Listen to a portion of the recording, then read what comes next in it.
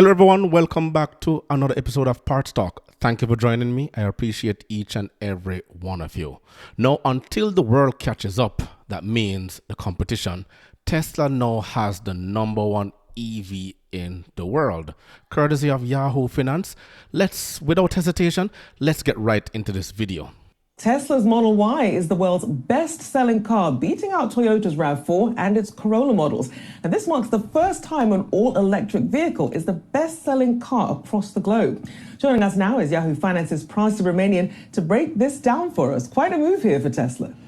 Yeah, if you want to sell a lot of product, cutting prices usually is the way to do it, and that's what happened here with Tesla. As you said just now, Tesla crossing that top global selling car according to Jayco Research and Motor1.com. And if you've been following Tesla, Elon Musk has been cutting prices gradually, drastically for the last couple of months in order to stay ahead of the competition. That Tesla Model Y sold 267,000 units in Q1, just above that Toyota Corolla, which sells globally at 256,000 there for the top two. Drilling down into those numbers, you see that 35% of all Model Ys are actually sold in China. That's up 26% year over year. And 31% of all Model Ys are... Because China is a growing market, and look at this number, 35% of the total global sales for Tesla alone. Incredible. Sold in the U.S. That's up a whopping 68% year over year. Now, good news here, but like I said before, cutting costs does sort of hurt your margins. It's a concern for Tesla investors, seeing that gross margin numbers dip below 20%. CEO Elon Musk doesn't seem so worried about it. He wants to grow the install base. He wants to sell higher margin software products. So that's his goal there. But also want to note that don't feel too bad about Toyota here, because of the top 5 vehicles, 4 of them were Toyota vehicles, and they have a global footprint, like I mentioned, and they're able to sort of weather certain concerns or issues that pop around the globe, territory by territory, whereas Tesla is sort of levered to U.S., China and Europe as its top 3 territories. So with that in mind then, how long do you think Tesla can hold that spot, especially if perhaps prices start to change and then they start to level off, whereas some of these legacy companies and a Toyota sort of slow and steady and consistent with their pricing? I think that it's with Q1 in the books, it seems like a good trend. The trend is positive for Tesla. They're probably going to try to grow on that within, of course, China and in EU and the US. But it will be interesting to look at the overall profitability as a group itself, because as you know, Toyota is massive, and at the same time now Toyota Motor Corporation also owns dealerships right across the world.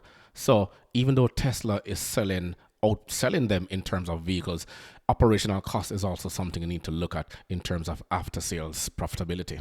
This quarter in Q2, you had the first full quarter with the EV tax credit in effect, so that should help U.S. sales.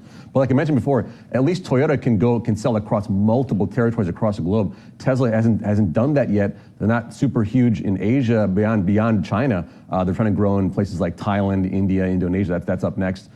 So that's kind of the plan for Tesla. I surmise that Toyota will probably sell a lot more vehicles in the back half of the year. They can sell cheaper gas-powered cars, hybrids across the globe. Their mid-size pickup, the Toyota Hilux, is a huge seller for them beyond the Corolla and beyond the Camry. So they have a lot going on. I don't know if Tesla will actually win the overall 2023 global race here, but good start for them in Q1. Indeed. Prasad Romanian there for us with that update. Now, being number one also comes with its fair share of problems. As you know, there's a famous adage that was quoted some time ago. I read it in a book, and it says there are 2 types of people in this world: those who build and those who destroy. And those who destroy are always trying to tear down the ones who build. And so it is with Tesla. First mover advantage where EVs are concerned. Put the product out there, become a global name, and in less than just about 20 years' time, they are number one selling on the market. But it doesn't come without its fair share of problems, and you're about to see in this latest video right here. Now, a report has claimed that Tesla has failed to protect its customers' data and has received several complaints over its driver assistance system. This is the latest hassle which has caught the electric car making firm owned by billionaire Elon Musk. The report has been released by a German newspaper, Handelsblatt. It has cited over 100 gigabytes of leaked confidential data. The report says that customer data was found in abundance in the data set, which is being referred to as the Tesla files. This file contains more than 100,000 names of current and former Tesla employees. Apart from this, it also contains their personal email addresses, phone numbers, salaries, as well as details of bank accounts. This breach, if proved, would constitute a violation of European Union's data protection law. This in turn can lead to a fine which would be equivalent to 4% of its annual sales. Wow. 4% of its annual sales. You're looking into the billions of dollars. So the alleged failure to protect consumer data and a potential data breach can have several implications for Tesla, one of which is regulatory consequences. Legal actions will come in form of the data breaches and personal information being out there. Then we have damage to reputation for Tesla, as we're seeing here. Erosion of customer trust, that is also big.